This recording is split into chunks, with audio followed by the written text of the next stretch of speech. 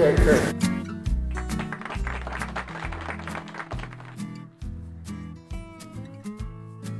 Well, hello and welcome everybody. Thank you all for coming. It's kind of exciting for me. As I explained before, I have very few skills. I'm a pretty okay photographer. I'm reasonable with Photoshop, and that's it.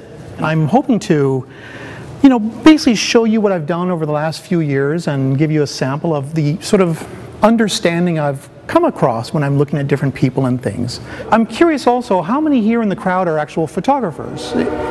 So there's a few. What I've come to realize the more I've talked about these shots and the people I've come across is that what I'm really doing is, and I've explained it before, I'm really using these objects as metaphors. I wanted to give something back and make a statement, for whatever it might be worth. With all the things that I see when I look around and different people that I focus on and different photographs I make, I'm saying to people, not so much that, here, put on these rose-colored glasses and everything's beautiful.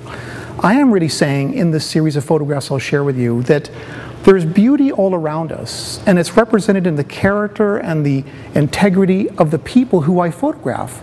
I often approach multi-millionaires who own factories and ask if I could borrow their factory and 10 employees and 2 trucks for a weekend, and I'll be happy to give you a picture in return.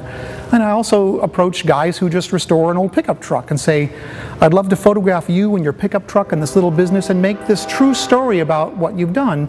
And that being said, that's kind of where I'm coming from in these photographs. Before I really get into the series itself, I was going to show you just some of the photographs I do for a living. I was giving a presentation of last week to a bunch of professional photographers who photograph aerospace, and myself, I do photograph a lot of aerospace photography.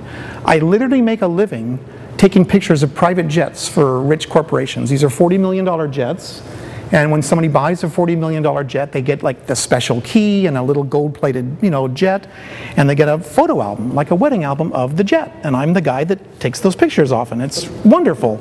So I also do and have done, commercial photography and advertising. As you can see with a few of these shots, they're extremely technical. And so what I'm doing is I'm bringing this to the table, this sort of level of technical photographic skills and 30 years of trick photography and, 30 years of special effects. In the old days before digital, we'd have to take multiple exposures, or we'd take 3 different cameras and move the film from camera to camera. Well, now it's all done digitally, but that's kind of what I did for years and years and developed the concept, I think, of time. It's not just the photograph we're creating.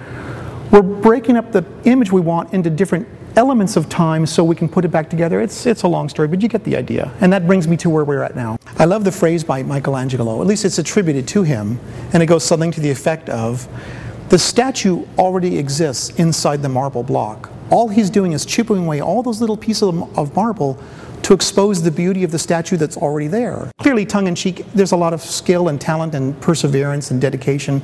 And then similarly, I like the idea that myself and a couple volunteers can create something that was really always there, but now people recognize it. In this case, this is a man who restores airstream trailers and goes camping in the desert and around California with this stuff. This is his stuff.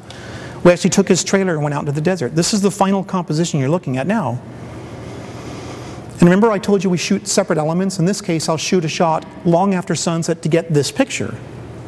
I'll shoot another one maybe a little bit beforehand. These are the separate exposures I'm doing. My friend Brian is opening and closing the camera, and I'm just walking around with my big floodlight. You can see there's different pieces. I think of it like I'm creating the colors as an artist would create a palette of paints, and he'd create all the palettes of colors ahead of time. I'm somewhat doing the same thing on location. I'm creating this palette of all these pieces I will use, or at least could choose to use if I want to. After doing the actual composition, I need to take off my hard hat, which is difficult because we're sweating and humping and getting all this stuff put together. And we're actually then putting on my fedora and trying to be creative, and it's sometimes difficult to make that transition because I'm kind of maxed out often. Still, what I do is I think about these compositions ahead of time. I think about the concepts and the ideas. I'm really taking photographs of stories, or I'm taking a photograph of an idea. I'm not just taking a photograph of an airstream trailer. In this case, it's a simple story, but the story is somebody's camping. And that's the final shot. And it's kind of neat to see when you look at this final photograph made of, 2 or 3, if not 400 or 500 shots on location. I might use 150 of them in the final picture. But when you look at this picture, and you compare it to this picture, It's the exact same image except for the lighting. I think that's really cool.